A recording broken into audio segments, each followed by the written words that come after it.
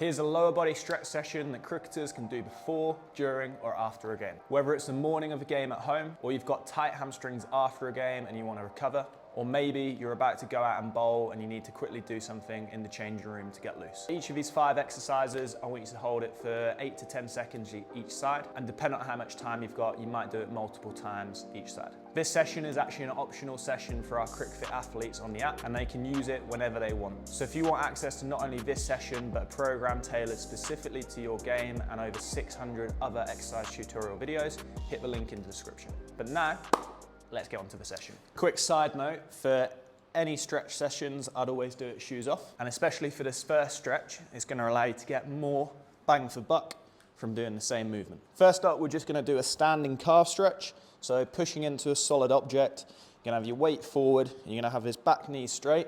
It's very important we then get this back heel on the floor, and we're just gonna hold that each side. This is gonna stretch out your calf muscle down the back of your leg. Hold it for 8 to 10 seconds and then have a swap. And as a bonus stretch here, what you can also do to get the soleus, which is a muscle just behind the gastrocnemius, which both make up the calf, you can then focus on bending your knee, your front one, and you just feel it in a slightly different place to the traditional calf stretch. Following that, we're gonna target the quadricep, and we're just gonna take our heel to our bum and balance on one leg. If you need to, hold on to something for support. You don't get any extra marks for balancing. And how this looks from behind is we just take our heel up to our bum and then try and take your knee underneath your hip and pulling it back, and you'll feel a nice strong stretch through the front of your upper leg. Once again, making sure you're doing both sides. Don't get both legs on there. And to increase the stretch, you can just lean forward a little bit and pull that knee further behind your hip. Then let's do our piriformis. So on our back, I'm just going to put this down here so you don't lose audio. We're going to cross one leg over and pop it on our knee. We're going to put our hands through this gap, which I'll show you in a second. Grab your leg and pull this left leg in towards your chest, and then you're trying to push this right knee away from you, and you'll feel a lovely stretch all down here. And I like to just go into a little bit of a rock here and just hold that stretch and then swap each side, and I'll just give you a few different angles on this one. So from behind, take that foot over, reach through this gap here, and pushing this knee away, and I'll now get this in my left side. So, and hopefully as an aerial view, this end works well to show you what we are doing. One more angle from the front. Next up, a good old-fashioned butterfly or groin stretch. So with this, feet together, try and get them as close to your bum as possible.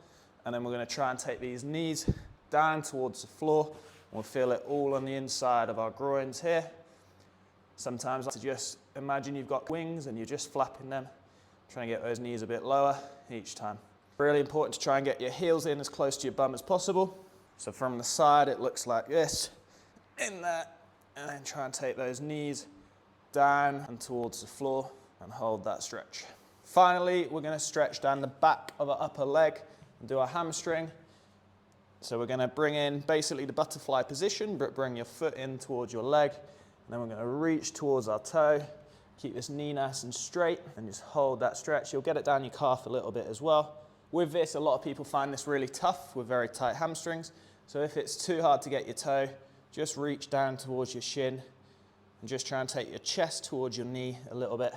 What you can do to make this a bit harder is take this upper hand over and just increase the stretch.